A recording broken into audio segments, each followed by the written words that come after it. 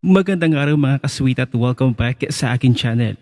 Kamakailan nga ay sinabi ni Jinky Luistro na isang Batanggenya na suportado daw ng mga Batanggenyo ang impeachment ni Vice President Sara. Talagang nandamay pa itong si Luistro ng kanyang kababayan. Pero heto naman, actual na tinanong ang mga Batanggenyo kung suportado ba talaga ng Batangas o ng mga Batanggenyo ang impeachment ni Vice President Sara. Heto't napahiya si Luistro. Panoorin natin ang video. Well, for my part, yes. I am from Batangas. And my constituents support this impeachment process. Na pabor daw ang Batangas sa impeachment ni VP Sara Duterte. So bilang Batanggenyo, pabor ka ba? Hindi. Ngayon, puntos para kay VP.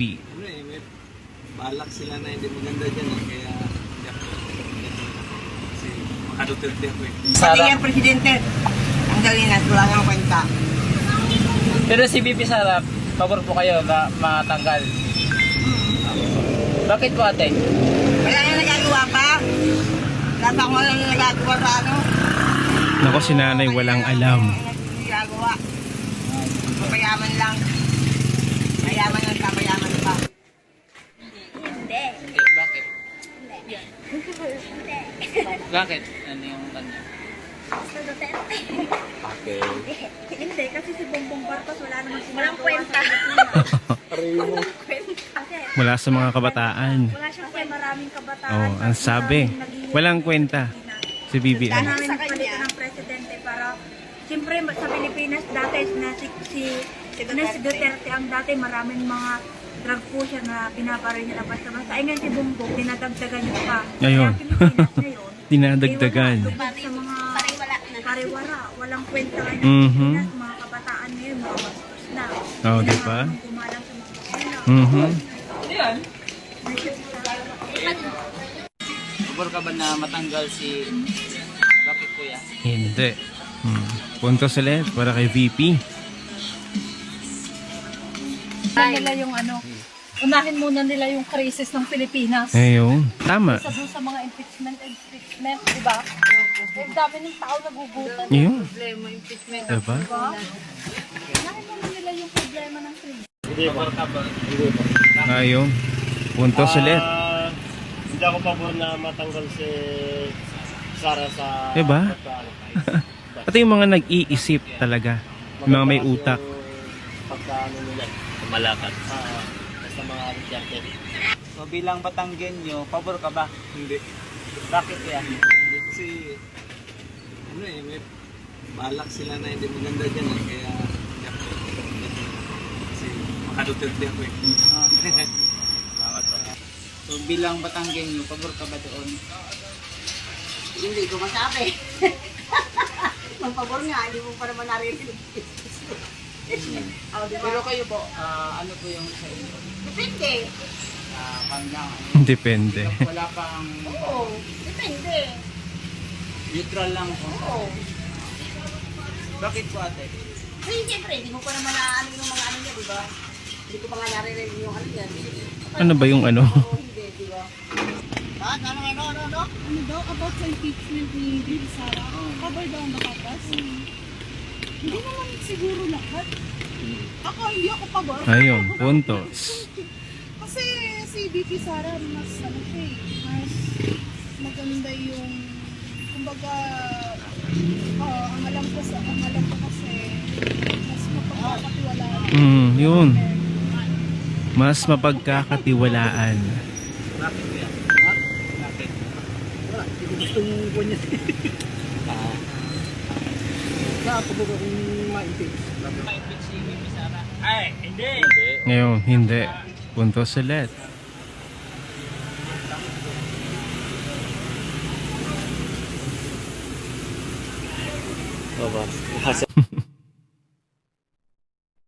So maliwanag ng mga kasweet. Tinanong mismo yung mga nakatira sa Batangas, mga Batanggenyo, kung pabor ba sila sa impeachment ni Vice President Sara. Dalawa lamang yung tumugon ng oo, na pumabor doon sa impeachment o ma-impeach si VP Sara at 8 yung tumugon ng hindi o hindi sila pabor na ma-impeach si VP Sara. O ayan ha, malinaw na malinaw, Representative Jinky Luistro. Taliwas sa sinasabi mo na suportado ng Batanggenyo ang impeachment na yan na inyong ginagawa sa Kongreso. E gayong nagsagawa ng actual ang ilan sa mga vlogger. Tinanong sa mga kakalsadahan ng kapwa mo Batanggenyo at ang kanilang sagot, majority, hindi sila pabor o ayaw nila sa impeachment ni Vice President Sara. So sino ngayon yung sinungaling? Hindi ba't namalabas na ikaw, Luistro? At kung pag-uusapan natin ng majority, ay talaga namang nangunguna si Vice President Sara sa pagkapangulo sa 2028 na kesyo ang sinasabi nila pasya daw ng taong bayan yung impeachment na ginagawa ngayon laban kay VP Sara. Yun ay sabi ng kampo nila Risa Ontiveros. Pero ito nga ayon sa bagong lumabas na Tangeres Survey, si Vice President Sara ang gusto ng taong bayan na maging susunod na Pangulo sa 2028. Meron siyang 48.4%. Pumangalawa si Leni Robredo na mayroong 28.9%. Pumangatlo si Senator Chisa Escudero na mayroong 3.5%. Pang-apat si Senator Risa Ontiveros na mayroong 3.7%. At si John Vic Remulla na mayroong 1.4%. Kung susuriin nyo, no, ang laki talaga ng lamang ni Vice President Sara. Halos 20%. Kahit nga magsanib puwersa ang administrasyong ito ni BBM at ang kampo ni Senator Risa Ontiveros, si Vice President Sara pa rin ang mananalo. Idagdag mo yung 3.7% at 1.4% kay Leni Robredo. Halos 33%. So hindi pa rin talaga mananalo. O idagdag pa natin itong kay Senator Chisa Escudero na 3.5%. So lalabas na halos 37%.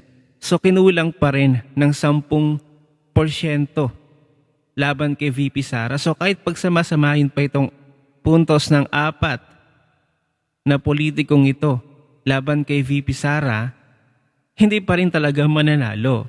Kaya nga gagawin nila lahat ngayon upang ma-impeach, mapatalsik si VP Sara. Dahil kasi alam nila sa sarili nila na hindi nila kayang talunin si VP Sara pagdating sa 2028 elections. Hindi nila kaya si VP Sara na talunin sa mismong araw ng halalan. Kaya nga ngayon, nagpupursige sila na mapatalsik si VP Sara sa kanyang pwesto. At posible pang hindi makatakbo sa anumang posisyon sa gobyerno. Ganon sila katakot kay VP Sara. Kasi siya ang gustong-gustong piliin ng taong bayan. Doon lang tayo sa katotohanan. Gaya ng naging actual survey doon sa Batangas. Sa mga Batanggenyo na sinasabi ni Jinky Luistro, kitang-kita na ang majority ng Batanggenyo. Si VP Sara ang kanilang gusto. Nataliwas nga sa sinasabi ni Luistro na ang Batanggenyo ay suportado ang impeachment ni VP Sara. Well, baka opinion lang yon ni Luistro at idinamay pa niya ang kanyang kapwa Batanggenya. Ano kaya ang masasabi dito ni Luistro?